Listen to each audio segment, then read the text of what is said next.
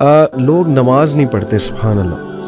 یعنی دے claim to know کہ یس وی لو اللہ، ہمیں پتہ ہے اللہ کون ہے، لیکن ہاؤ کم مجھے نہیں سمجھ آتی. اگر میں اپنے آپ کو دیکھوں، ٹو بی آنیسٹ، میں جب نماز نہیں پڑھتا تھا میرے کانسیپٹس نہیں ٹھیک تھے. مجھے ایسا لگتا تھا کہ نماز شاید جو 1-2 ہی پڑھ لو بس کافی ہے، اللہ کا لو اتنا زیادہ ہے، انفائنائٹ ہے، اللہ معاف کر دے گا. مطلب میں اپنی بات کر رہا ہوں، بٹ اللہ نے ایک ریزن بتائی ہے. میں آپ کے سامنے وہ ریزن رکھتا ہوں. سورہ قیامہ کی آیت نمبر 31 ہے، فلا صدق ولا صلی ولکن کذب وتولی.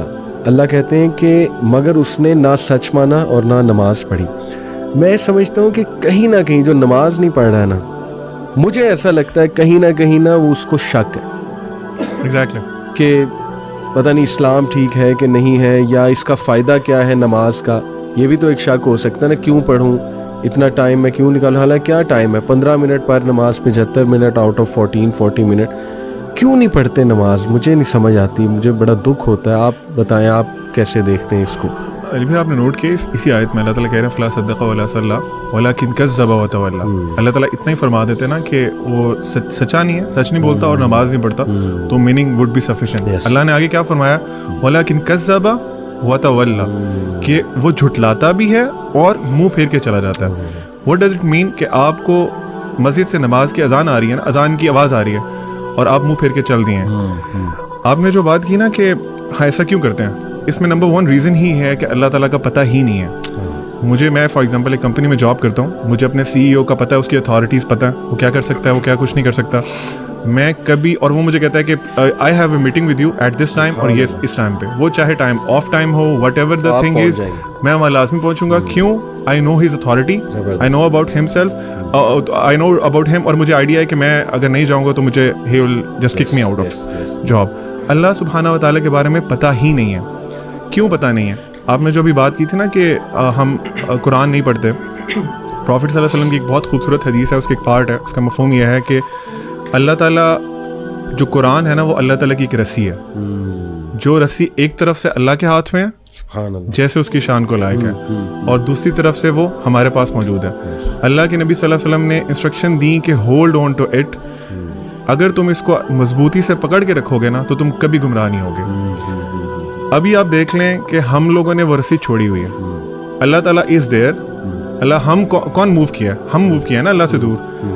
تو لیک آف نالج اباؤٹ اللہ سبحانہ و تعالیٰ، اپنے آپ کو قرآن سے ڈسٹینس کر لینا، کیونکہ قرآن انٹروڈیوسز یو ٹو اللہ سبحانہ و تعالیٰ. اگر آپ وہ نہیں کر رہے تو ڈیفینیٹلی آپ کو ڈاؤٹ ہے، آپ کو پتہ ہی نہیں ہے کہ آپ نے کس کی بات نہیں مان رہے، کس کی پکار پہ نماز نہیں پڑھ رہے. اینڈ نماز fixes a lot of your problems اگر اس کو صحیح طرح سے پڑھا جائے.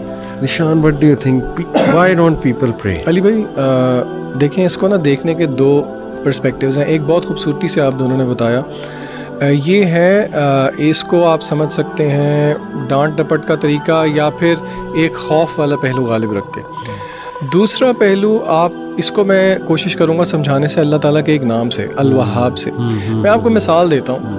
آپ مجھے ایک چیز کہتے ہیں کرنے کو، اللہ نے بھی ہمیں کہا نماز پڑھنے کو، ٹھیک ہے. آپ نے فرض کریں مجھے کوئی چیز کہا کہ بھئی یہ کرو، اچھا 2 وجوہات ہو سکتی ہیں کہ میں وہ ایک کام کروں. آپ نے جو مجھے کہا، ایک تو یہ ہے کہ مجھے آپ سے ڈر ہے اور آپ کا خوف ہے، اور اس کے کانسیکوینسز ہیں جو کہ مجھے فیس کرنے پڑیں گے، جس کا مجھے پتا ہو، وچ از ون آف دا ویز کہ ہم وہ کام کر سکتے ہیں. اچھا دوسرا یہ بھی ہو سکتا ہے کہ مجھے پتہ نہ ہو اور بعد میں پتہ لگے کہ آپ نے میری کتنی چیزوں کا خیال رکھا ہوا ہے. مثلاً میری فار ایگزامپل جاب نیچر اس طرح کی ہے کہ مجھے باہر جانا پڑتا ہے شہر سے، مجھے پتہ ہی نہیں ہے، اور آپ جو ہے نا، میں یہ سمجھتا ہوں کہ میرے گھر پہ ساز و سامان کوئی اور لے کے آتا ہے، لیکن مجھے بعد میں پتہ لگتا ہے کہ یہ جتنی چیزیں دے رہے ہیں یہ آپ دے رہے ہیں. میرے دل میں کیا جذبات پیدا ہوں گے مجھے بتائیں؟ شکر گزاری کے جذبات پیدا ہوں گے؟ بالکل ہوں گے. آپ اس اعتبار سے واہب ہیں. عربی میں واہب کہتے ہیں گیور کو. اللہ کا نام ہے الوہاب.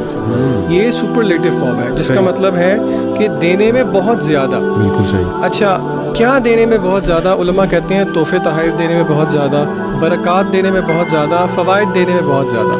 اور علماء نے یہ بات بھی سمجھائی کہ اللہ نے یہاں پہ انٹینسو فارم کیوں یوز کی، کیونکہ اللہ تعالیٰ کیا کبھی کبھی دیتا ہے؟ نہیں، ہر وقت دیتا رہتا ہے. ٹھیک ہے. دوسرا، کیا اللہ تعالیٰ ایک چیز دیتا ہے؟ نہیں، ورائٹی آف تھنگس دیتا ہے. تیسرا، اللہ تعالیٰ intentionally intentional giving in amounts that go beyond the necessary and expected. تو اگر بندہ یہی سوچنا شروع کر دے کہ اللہ تعالیٰ کی کتنی مہربانیاں ہیں میرے پہ، تو پھر کیا بندے کو شکر گزاری میں نہیں نفل میں کھڑا ہونا چاہیے؟ جس طرح کہ رسول اللہ صلی اللہ علیہ وسلم سے صحابہ نے پوچھا، یا رسول اللہ آپ کے اگلے پچھلے سارے گناہ معاف ہیں، آپ کیوں اتنا لمبا قیام کرتے ہیں کہ آپ کے پیر بھی میں سوجن آ جاتی ہے؟ آپ صلی اللہ علیہ وسلم کا کیا جواب تھا کہ کیا میں اپنے اللہ کا شکر گزار بندہ نہ بنوں؟ تو دوسرا رویہ نا لوگوں کو یہ بھی سوچنا چاہیے کہ دیکھیں تو صحیح کہ اللہ کی نعمتیں کتنی ہیں۔ لوگ دنیا کے اندر بچے مر رہے ہیں، آپ کے بچوں کا آپ روز پیار کرتے ہیں، جہاں پہ مہنگائی بڑھتی ہے، لوگوں کے گھر میں 3 ٹائم کے بجائے 2 ٹائم چولہا جلتا ہے، آپ 4-5 دفعہ بھی کھا لیتے ہیں، کیا آپ کو اس چیز کا احساس نہیں ہے؟ تو لوگوں کو یہ بھی دیکھنا چاہیے کہ وی او سم تھنگ بیک ٹو اللہ، اللہ کو ضرورت نہیں ہے، اصل میں یہ میرے اور آپ کا ہی فائدہ ہے۔ تو یہ زاویہ بھی دیکھنا چاہیے۔ اور اللہ آپ کو بغیر ڈیزرو کیے دیتا ہے، آپ ڈیزرو نہیں کرتے کچھ بھی، اللہ پھر بھی آپ کو دیتا ہے۔